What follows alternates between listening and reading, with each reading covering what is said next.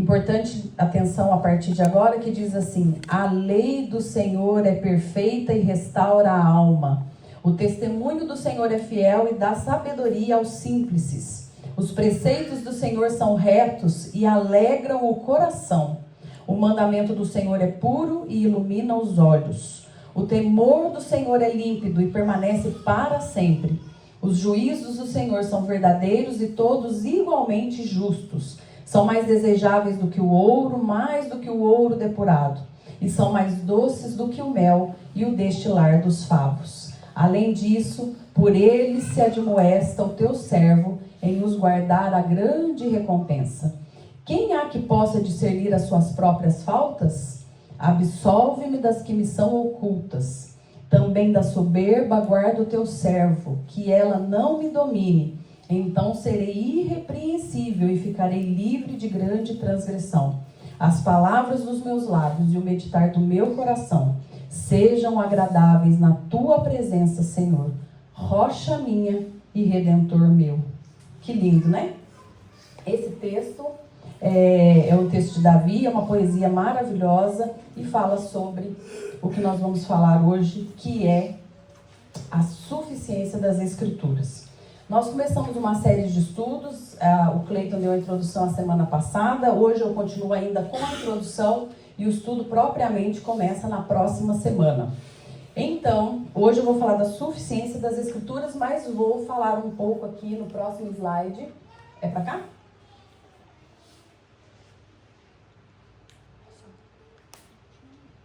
Já foi. Já foi? Foi? A apologética é a disciplina que se dedica a defender e provar a veracidade de uma fé ou doutrina, utilizando argumentos racionais e evidências para justificar as crenças religiosas. Em 1 Pedro 3,15, vou dar só um resumo, não precisamos ler lá, mas diz que nós devemos estar preparados para explicar aos outros a razão da nossa fé. E como que a gente vai estar preparado se a gente não estudar a palavra? Então é importantíssimo que todo cristão tenha desejo de estudar a palavra de Deus. Então, esse é a introdução dos nossos estudos. E é interessante que fala aqui, utilizando argumentos racionais. Em Romanos capítulo 12, a partir do versículo 1, diz que o nosso culto a Deus deve ser um culto racional. Não é emoção, não é só choro, não é cair no chão, não é nada disso. O nosso culto deve ser com a razão, deve ser racional. Não é? E é por isso que nós vamos estudar. Hoje vamos ver a suficiência das Escrituras. Estou com medo de passar. Eu queria um vaso. Que homem rápido. Ele trouxe o vaso. Eu trouxe para vocês aqui um exemplo desse vaso. Ele vai nos ajudar hoje durante o nosso estudo sobre a suficiência das Escrituras. Nós conhecemos a Bíblia como palavra de Deus, nós conhecemos a Bíblia como infalível regra de fé e conduta, e também conhecemos as Escrituras como revelação. Ela é um desvendamento da comunicação da mensagem divina ao homem. É mais ou menos se nós estivermos com uma venda como essa nos olhos, e quando Deus nos mostra a verdade, nós temos um desvendamento. Eu precisei de alguns voluntários ali atrás, que na escada eu coloquei essa venda nos olhos e disse para eles o seguinte: agora vocês desçam a escada e sentem nos vossos lugares. Então eu vou precisar da ajuda dos universitários e eu preciso que o Samuel me diga qual foi a sensação de descer a escada com os olhos fechados. Insegurança. E você, Marília? Medo. A Esther? Eu tive medo, mas a minha sobrinha disse: eu te levo. Eu falei que eu ia usar. Foi mais alguém? Foi a Esther, Samuel e a Marília. Teve mais alguém com a venda? O pastor Josimar. Então, como eu já vim muitas vezes para esse lugar, eu sabia que eu conseguia vir, mas com muita dificuldade. Okay. Todos ouviram o pastor? Ele sabia, ele já conhecia o lugar, ele sabia que ele era capaz, mas teve dificuldade. E eu vou deixar a Esther por último, porque a Esther foi uma coisa interessante. Ela falou assim: Pera, que primeiro eu tenho que passar ali e preencher meu envelope do dízimo. Falei, mulher, põe a venda e vai. A sobrinha, a Érica, imediatamente deu o braço e falou assim, tia, segura que eu te levo. Viu? A Marília também segurou no Samuel. Né? Então, é um desvendamento. Todos sentiram uma sensação ruim, mesmo conhecendo já o lugar, mesmo sabendo que era capaz, mas com os olhos tapados, sente dificuldade. Então, Deus sabia que nós teríamos dificuldade no percurso. Então, Ele nos deu a palavra. Isso é um desvendamento. Ele nos desvendou o seu plano. Ele não queria só deixar registros históricos. Ele queria deixar um percurso, um mapa para você seguir. Então, a revelação é um desvendamento da comunicação da mensagem divina ao homem. Hoje, nós não temos muitos jovens aqui, mas eu queria só explicar para os jovens que teve uma época em que as pessoas não namoravam por WhatsApp. Eu sou de uma época que o meu noivo veio morar na Europa, eu fiquei em Minas Gerais, ainda não tinha Skype, e a gente namorava por carta. Então ele escrevia, colocava no correio aqui em Portugal, a carta chegava lá, eu respondia a carta, às vezes eu já tinha escrito outra carta, ou mandado um cartão, e ficava aquela conversa assim, como é que você vai, como é que não sei o quê.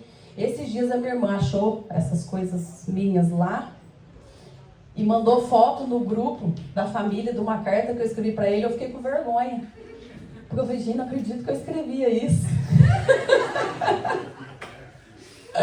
Né, gente? Não sabe? Não falei? Então, porque quando a gente tá apaixonado, a gente tá meio bobinho, né? E então... Ontem, comentando com a Mariana, ouvimos uma música, eu falei, Mariana... Quando eu fizer bodas de prata, eu vou colocar essa música para eu entrar. Aí depois eu falei assim, não, pensando bem, já não combina, porque muita coisa que fala na música que ia acontecer no casamento, agora já aconteceu, já perdeu a graça, não é? Mas qual que é a importância das cartas? As cartas de Deus, o desvendamento de Deus para nós. Ele quer dizer, você está enfermo? Eu tenho aqui uma palavra para você. Você está cansado? Eu tenho aqui uma palavra para você. Você está indeciso? Leia a carta. Tem orientação para você. Você está perdido? Leia. Eu tenho orientação para você. Você está passando uma dificuldade? Vai olhar lá que o Jó também passou. E ele venceu. E ele conseguiu em dobro. Então, esta carta é uma carta amorosa de um Deus apaixonado dizendo, fica atento, eu tenho respostas para você. Deus se revela, como nós estamos falando de revelação, até o final eu fico craque nisso. Deus se revela através da natureza. Deus se revela através da natureza, da providência divina, através da preservação do universo, através de milagres, por comunicação direta. Muitas pessoas recebiam diretamente de Deus a revelação, através de Cristo e através da Bíblia. A forma mais comum hoje que nós temos de receber revelação de Deus é através da palavra e através de Jesus Cristo. Não significa que muitos também não vivam milagres e comunicação direta de Deus. Inclusive, irmãos, eu tenho pesquisado muito sobre a igreja perseguida e Jesus tem aparecido a muitas pessoas. Deus tem se revelado através de Cristo a muitas pessoas. Temos visto testemunho de pessoas que causavam o terror, como o apóstolo Paulo fez no passado, que estavam presos e que Jesus, eu vi o testemunho de um irmão que ele estava na prisão e Jesus foi na cela dele e falou com ele. Tá? Então Deus ainda se revela e continuará se revelando, porque esse é o propósito dele e está escrito aqui na carta que ele nos deixou. A Juliette acabou de falar, é o outro botão. Inspiração. A inspiração bíblica é a ação supervisionadora de Deus sobre os autores humanos da Bíblia, de modo a, usando suas próprias personalidades e estilos, comporem e registrarem sem erros as palavras da sua revelação ao homem. A inspiração se aplica apenas aos manuscritos originais, que também são chamados de autógrafos. Então, a inspiração divina, Deus, através da inspiração, falou com homens diferentes, em lugares diferentes, com costumes e com vida social diferentes, revelando a eles a sua palavra, e eles escreveram para que ela chegasse até nós. Foram mais ou menos 40 autores diferentes, em lugares diferentes, em diferentes épocas, que Deus inspirou para que a palavra fosse escrita e que fosse documentada e que chegasse até a nós.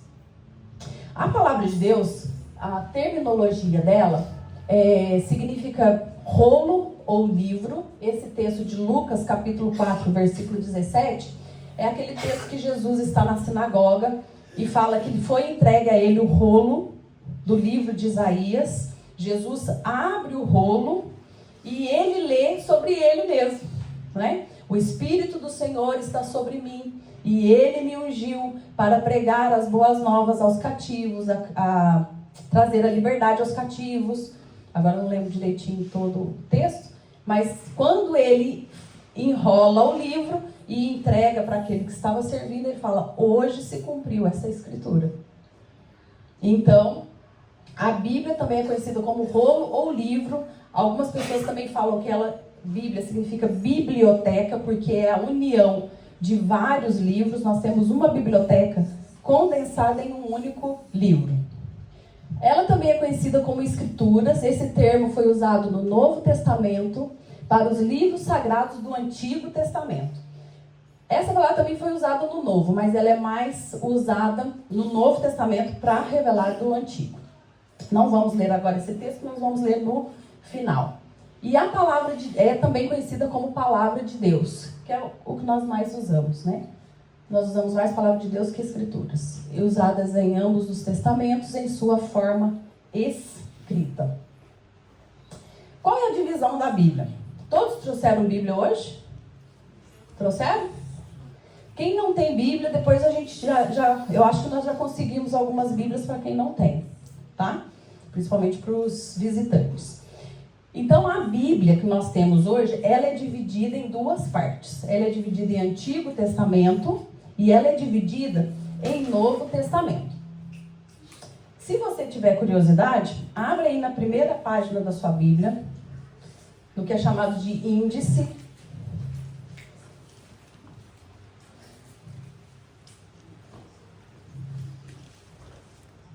Esse é fácil de encontrar, né? É o índice aí. É onde tem a divisão da Bíblia. A Bíblia tem 66 livros, 39 livros no Antigo Testamento e vai de Gênesis até Malaquias. Nessa divisão, se vocês quiserem escrever aí na Bíblia, não é pecado, viu, gente? Escrever na Bíblia. Se vocês quiserem escrever aí, tem uma divisão muito interessante. Os cinco primeiros livros são chamados de Pentateuco. Foram escritos por Moisés. Foram escritos por Moisés, os 5 primeiros livros. De Gênesis a Deuteronômio. Se você quiser fazer uma setinha aí. Depois, nós temos de Josué a Esther, os livros históricos. Os 3 primeiros livros, que é Josué, Juízes e Ruth, vai falar da teocracia, quando as pessoas, quando Deus governava, não é? Teocracia, Deus era o grande governador. Mas depois as pessoas pediram um rei. Então, de 1 Samuel a 2 Crônicas, nós vamos ter a monarquia. E por último, de Esdras a Esther, nós vamos ter os livros históricos do cativeiro. Então, essa é a divisão dos 12 livros históricos do Antigo Testamento. Depois nós vamos ter 5 livros poéticos: Jó, Salmos, Provérbios, Eclesiastes e Cantares. Depois nós vamos ter os profetas maiores, de Isaías a Daniel. São os profetas maiores, porque eles profetizaram por mais tempo. É a questão que nós chamamos de profetas maiores, porque foi o tempo da profecia e os livros deles são maiores. E depois nós temos de Oséias a Malaquias, os profetas menores. Então são os 39 livros do Antigo Testamento. Conhecendo ainda as nossas escrituras, nós temos 27 livros no Novo Testamento, que também é chamado de Nova Aliança. A divisão do Novo Testamento vai de Mateus a Apocalipse. Nós temos 4 evangelhos, que também são conhecidos como Boas Novas. Nós temos um livro histórico, que é o livro de Atos, que conta a história do início da igreja. Depois nós temos 21 cartas, que é a tal carta que eles escreviam, era a forma que eles comunicavam. Dessas cartas, às vezes era endereçada a uma cidade inteira, e às vezes era endereçada só a uma pessoa, como por exemplo as cartas de Paulo a Timóteo, a Filemon. E das 21 cartas, 13 nós sabemos que são cartas de Paulo, são as cartas paulinas, e a de Hebreus tem a dúvida se é dele ou não. E por último, nós temos Apocalipse, que é o triunfo final de Jesus Cristo e do seu povo. Alguém aqui já leu Apocalipse? Já leu? Já leram? Quem não entendeu muito bem? Faz parte. O livro de Apocalipse, nos primeiros versículos ali, está escrito assim: bem-aventurado aquele que lê. Então, só de ler você já é abençoado. Você quer ser abençoado, leia Apocalipse, do 1 até o último, você já é abençoado. Bem-aventurado aquele que lê o que está escrito nesse livro. Então, nós vimos aí a divisão. Eu não sei vocês, mas eu, algumas vezes pensei assim, será que é confiável mesmo tudo que está escrito aqui? Eu me questionava um pouco quando eu me converti e comecei a aprender a Bíblia. Opa! Então, quero falar aqui de alguns pontos sobre a gente saber se a Bíblia é realmente confiável ou não. Existiram, hoje vai ser aqui só uma introdução muito rápida. Se você tiver curiosidade para saber mais sobre bibliologia, que é uma doutrina cristã, quando nós iniciarmos o curso de batismo, essa é uma das aulas que faz parte, e aí dá para aprofundar mais. Existiram algumas pessoas importantes para a confiabilidade da Bíblia. Uma delas foram os maçoretas, que foram pessoas que desenvolveram um sistema de pontuação para permitir uma leitura correta do texto, ajudando na sua correta interpretação, e preservaram com exatidão as cópias. Só para vocês terem uma ideia de como os judeus eram criteriosos e zelosos nessa questão, quando uma carta era escrita, eles faziam cópias dessas cartas, certo? Desses livros, desses rolos. Se lá no meio do caminho eles enganavam, porque os primeiros rolos foram escritos em pergaminhos ou em papiro. O papiro é uma planta do Egito, que ela é trabalhada de forma que dá para escrever nela. Se o escriba estava lá no meio já do livro e errava alguma coisa, não tinha como consertar, como nós temos hoje. Então, o que eles faziam? Eles pegavam o rolo, que muitas vezes eram feitos em pele de animais, enrolavam aquilo e enterravam. Tamanho era o zelo, para não ter erro, tá? Enterravam, eles destruíam de uma forma que não tinha mais, ninguém mais tinha acesso àquilo. E começavam uma nova cópia, tá? Depois nós temos as traduções. Depois dos originais, que foram inspirados por Deus, as pessoas foram fazendo cópias. Nós temos as traduções das cópias. A mais conhecida é a Septuaginta, que é a tradução do hebraico para o grego. Isso foi feito no 3º século a.C.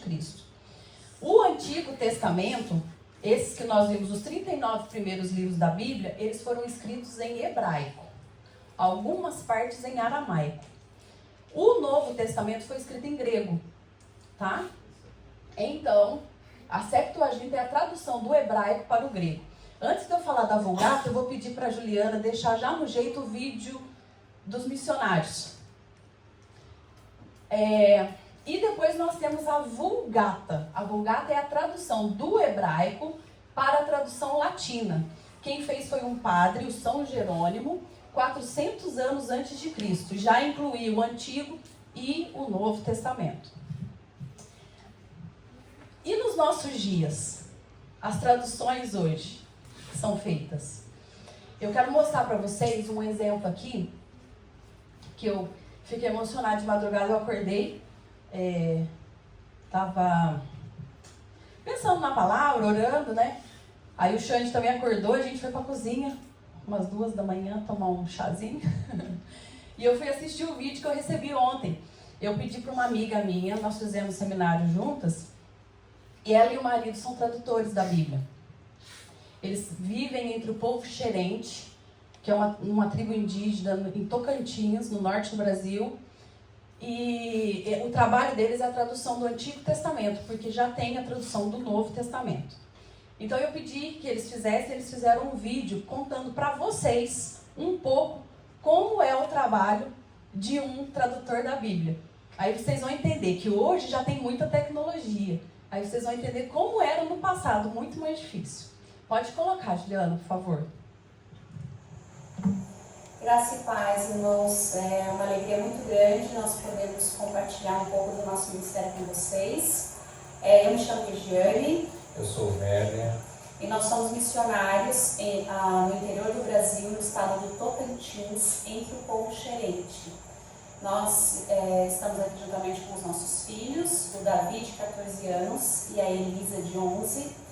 E o foco principal do nosso ministério é a tradução da Bíblia.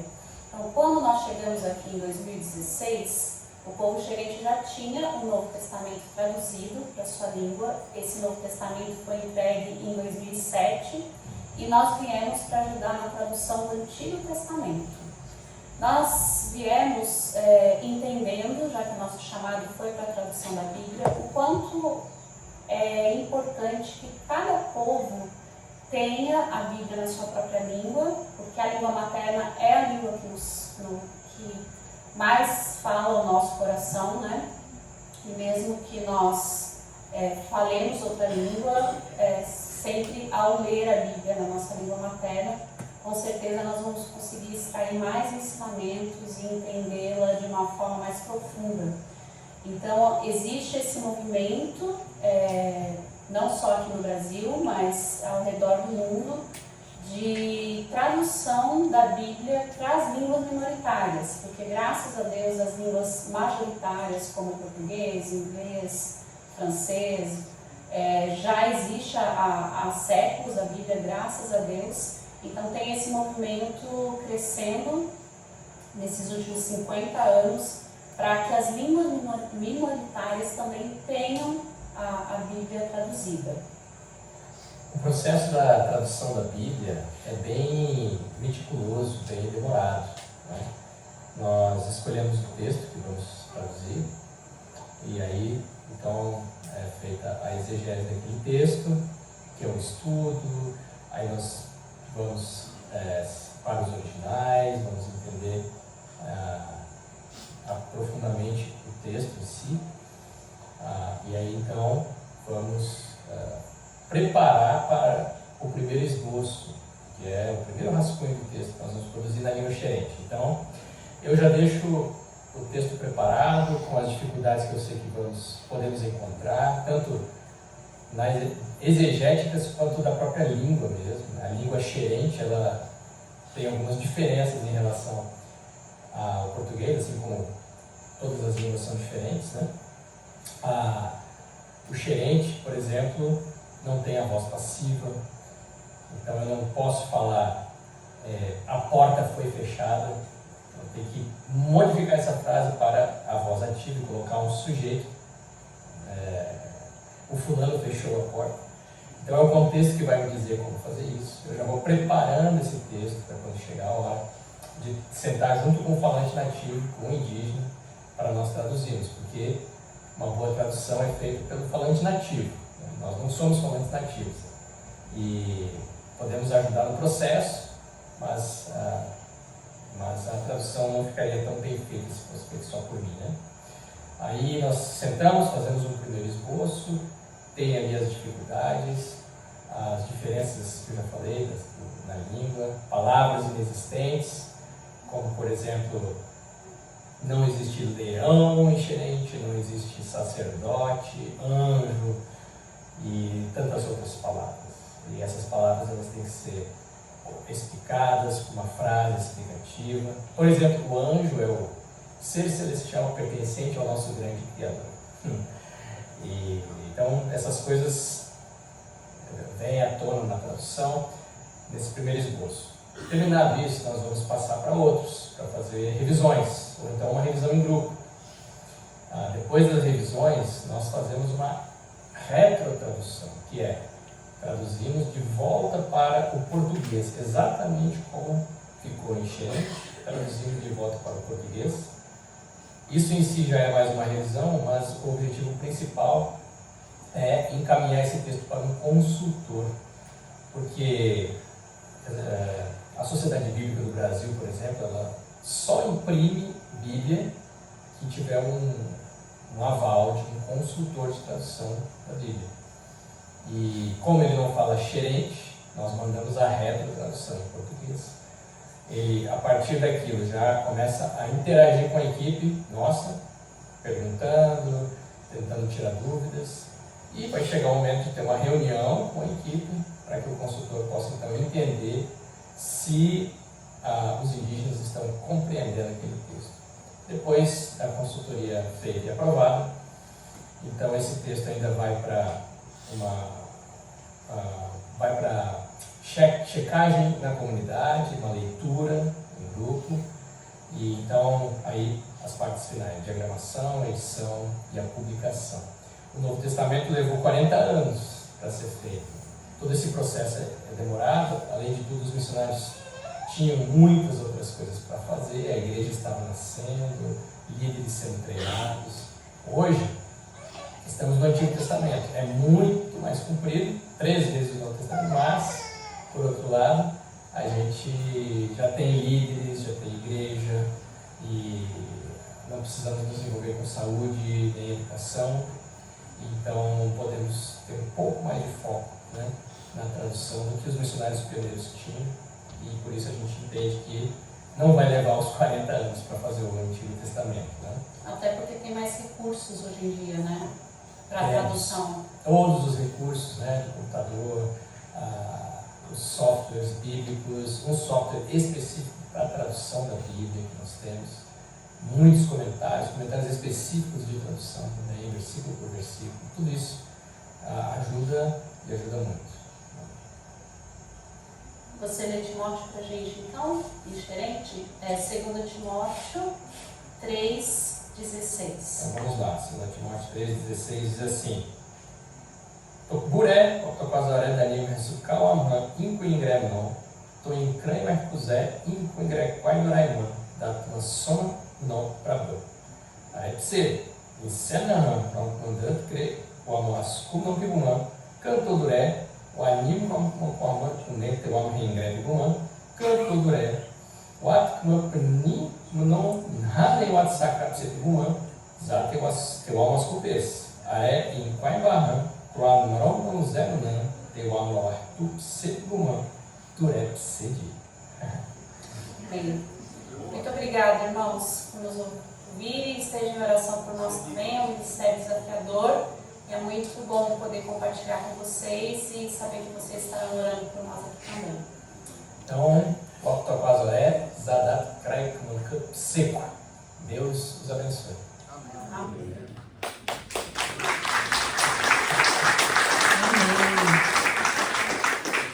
Então a Bíblia continua sendo traduzida. Vamos orar pelos tradutores, até que todos saibam, não é? Até que todos saibam.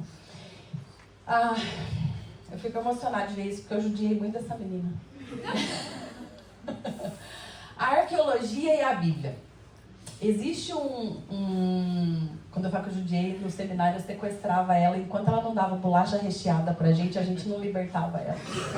Aí, ela era mimadinha da mãe, ela tinha os melhores lanches. A arqueologia.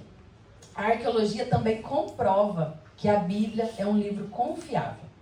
Essas cavernas, são algumas cavernas, são situadas entre a Jordânia, na Cisjordânia. E aí aconteceu uma coisa muito interessante. Porque os rolos foram escritos, foram guardados. Normalmente os rolos eram guardados em vasos de barro, para que fosse preservado de umidade e de várias coisas. Então eles faziam um rolo e guardavam dentro dos vasos de barro. O que aconteceu? Existia um povo que chamava essênios, os essênios. Falei ali um pouco dos massoretas, existiam os essênios. Os essênios era um grupo de judeus que eles se consideravam diferenciados dos demais. Então eles acreditavam que ia existir uma batalha final, uma batalha severa, e eles então se isolaram e foram viver nessa localidade que é chamada de Qumran. O que acontece? Eles se dedicavam ao estudo da palavra, a escrever a palavra e a guardar a palavra. E eles também tinham um pouco assim de soberba, achando que eles eram superiores aos outros. A tal batalha que eles esperavam que ia acontecer, né, que eles seriam preservados, os outros seriam mortos, eles seriam preservados por serem considerados pessoas um pouco melhores que os outros. A batalha veio, mas foi pelos romanos. Então, quando os romanos foram invadir Qumran, esses essênios eram celibatários, eles não se casavam para dedicar mesmo às escritas, né? O que acontece?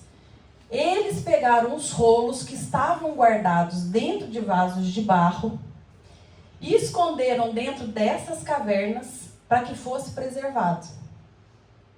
Quando os romanos chegaram, mataram todos, não sobrou nenhum, os rolos ficaram aí. Então, o que acontece? Em 1948, recente, meu pai era de 41, da nossa, né? Eu sou de 1900 e... Não vou falar. E aí, mas eu sou de 1900. Em 1948, tinha um grupo de beduínos que cuidavam de ovelhas nessa região. E um rebanhinho de ovelhas se perdeu. Então, dizem que os meninos começaram a procurar as ovelhas, não encontravam as ovelhas e começaram a jogar pedra dentro desses buracos para ver se as ovelhas tinham ido para lá. E começaram a ouvir o quê? Vasos quebrando. Foi a maior descoberta bíblica. Deus preservou para o nosso tempo. Eu me emociono vendo isso. Porque não existe geração mais descrente do que a nossa. Não é? E Deus guardou para nós. Nós somos privilegiados. Em 1948, os meninos foram lá procurar ovelhas perdidas e encontraram a gente. Então, os textos originais, livros completos de Isaías, os livros do Antigo Testamento e também documentos da época, contando o cotidiano da época, vieram dizer: a Bíblia é confiável.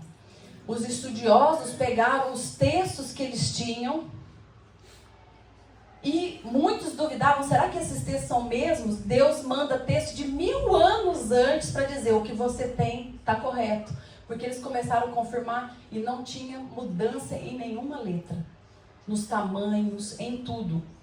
Então, o Senhor preservou, a arqueologia confirma que a Bíblia é confiável.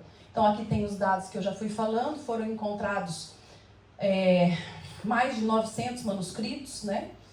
Menos o livro de Esther, a Esther veio para cá, em cerâmicas, moedas e também um pergaminho de cobre que hoje está na Jordânia, que é super interessante, se vocês tiverem curiosidade, procurar essas informações do pergaminho. Pronto, a arqueologia confirmou. Deus deixou as cavernas de Qumran guardadas para nós. Mas e a ciência? Aí muita gente fala assim, os cientistas não acreditam em Deus. Os maiores prêmios Nobel de ciência são cristãos. Se não são cristãos, são judeus. São pessoas que creem em Deus. Então agora a Juliana vai colocar um vídeo muito curtinho do professor Adalto Lourenço, um cristão que pregava Deus através da ciência. Ele faleceu ano passado. Então vocês vão ver, porque muitas pessoas comentam e falam assim, a história de Adão e Eva é historinha, só para ter um início para contar o resto. E agora nós vamos confirmar através da ciência que a Bíblia está correta.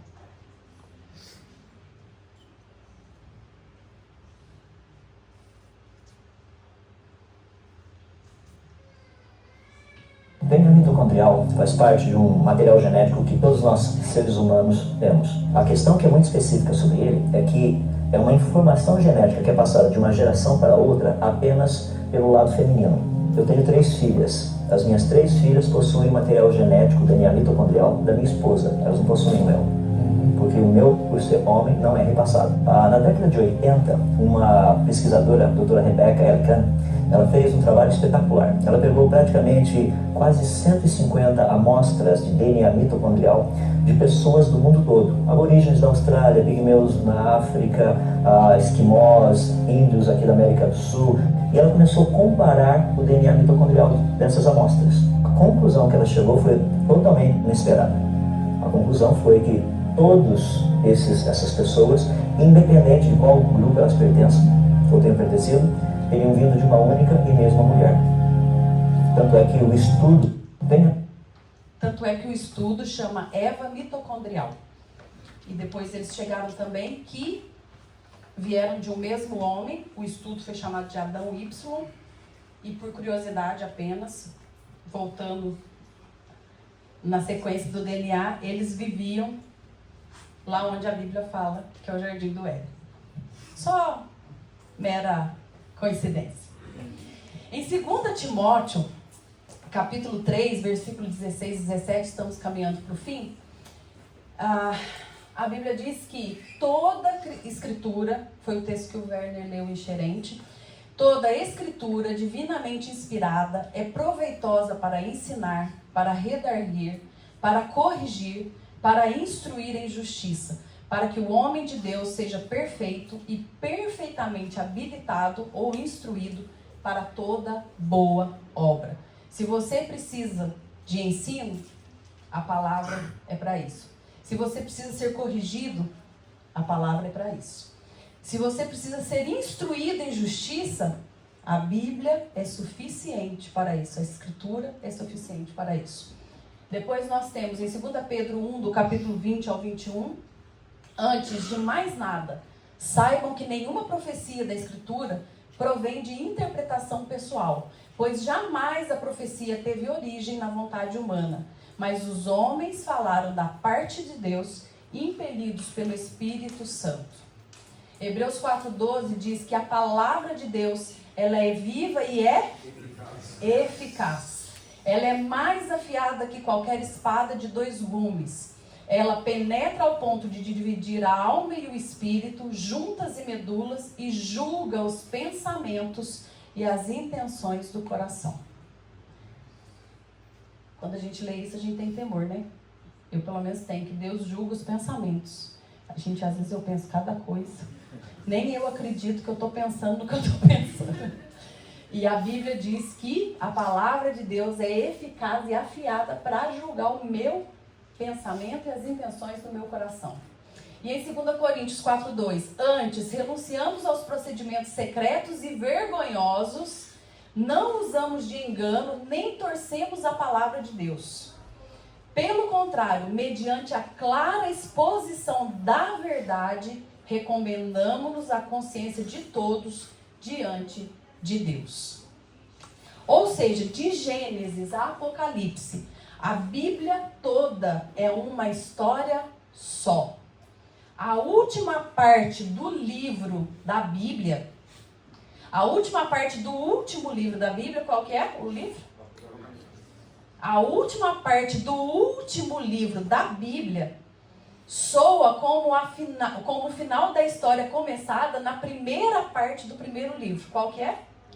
Gênesis. Antes de avançar nessa parte aqui, que já é o nosso fim, que eu vou encerrar com essa parte, eu só quero comentar uma coisa com vocês. Josué, capítulo 1, versículo 8. O que diz lá em Josué? É o meu texto que eu tenho de descrição no meu WhatsApp. Josué 1, 8. Pode ler, presbítero, bem alto. Ah, o senhor sabia de cor no começo, muito bem. Livro da lei, antes medita nele dia e noite. Vamos de novo, vamos nós três juntos, vocês vão de cor e eu vou mais ou menos.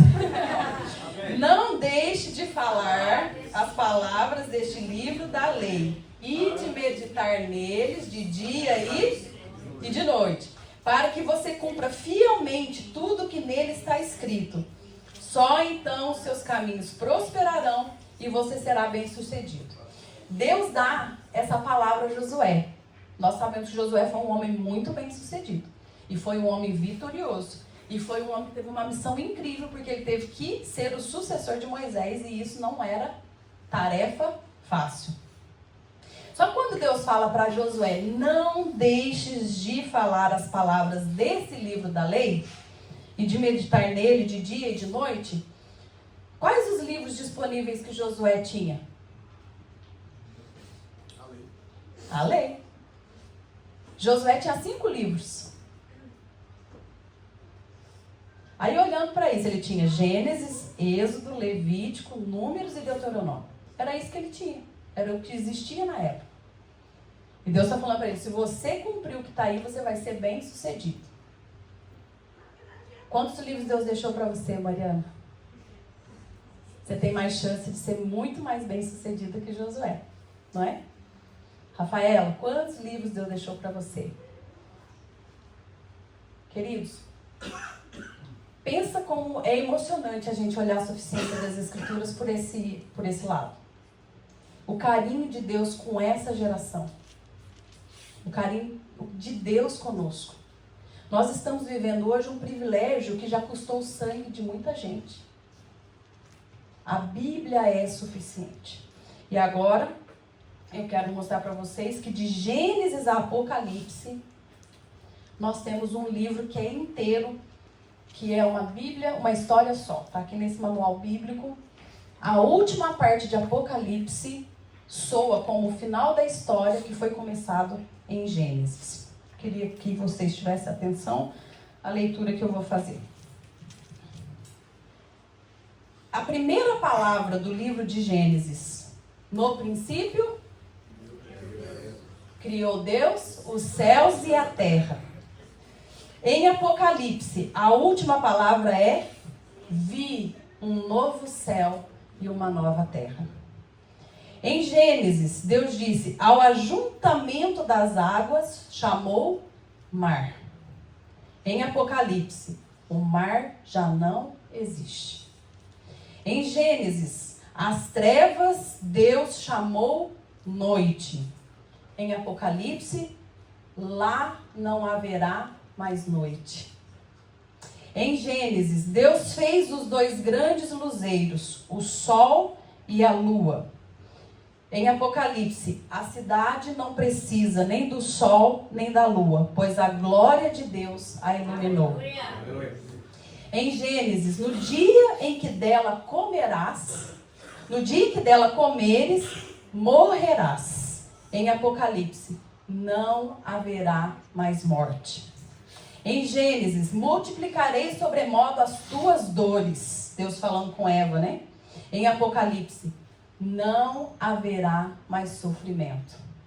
Em Gênesis, maldita é a terra por tua causa. Deus falando com a serpente, né?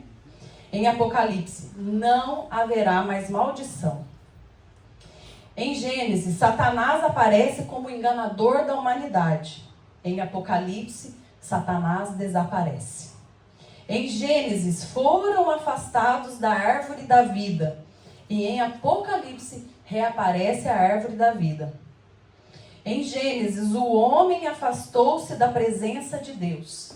Em Apocalipse diz, verão a sua face. E em Gênesis, a primeira habitação do homem foi um jardim à beira de um rio.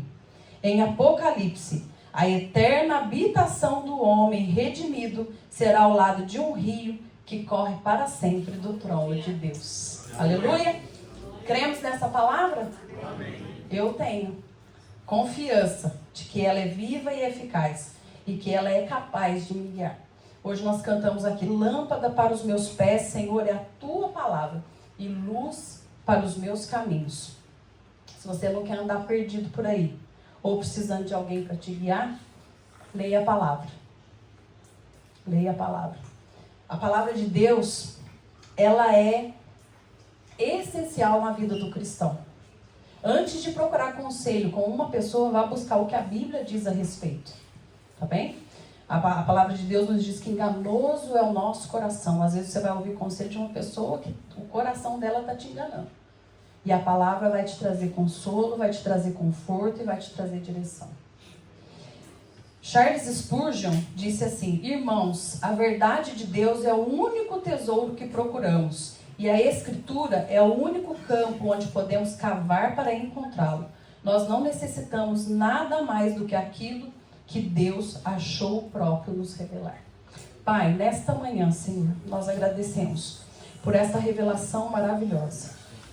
Queremos agradecer por essa carta de amor que o Senhor nos deixou, um mapa do tesouro, onde nós podemos encontrar a direção quando nós estamos perdidos, onde podemos encontrar orientação para os nossos dilemas, onde podemos encontrar respostas, Senhor, onde nós não conseguimos ver mais nada.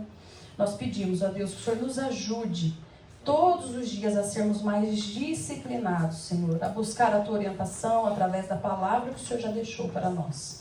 De igual modo, Senhor, eu peço para a vida de todos os missionários, por todos aqueles que se dedicam na tradução da palavra, para aquelas pessoas que estão em lugares remotos, que não têm acesso à tua palavra. Que o Senhor esteja abençoando essas pessoas, a Regiane, o Werner, todos aqueles, ó Deus, que estão hoje buscando uma forma de fazer que o teu nome seja conhecido, que a tua palavra seja revelada a todos. Amém. Agradecemos, Senhor, por todos os irmãos que viveram até aqui e que dedicaram a sua vida, Senhor, na preservação, na escrita e na dedicação na palavra do Senhor para nós. Agradecemos por isso e pedimos, Senhor, que esta igreja seja abençoada e fundamentada nesta palavra. Que o Senhor tire do nosso meio tudo aquilo que não te agrada, Senhor. Tudo aquilo que não é correto, tudo aquilo que não está pautado na tua palavra. Que o Senhor abra os nossos olhos, que nós possamos ver e entender as verdades, porque o próprio Jesus nos disse que nós conheceríamos a verdade e a verdade nos libertaria. Não nos deixe, Senhor, escravos do pecado. É o que eu te peço nesta manhã, em nome de Jesus. Amém.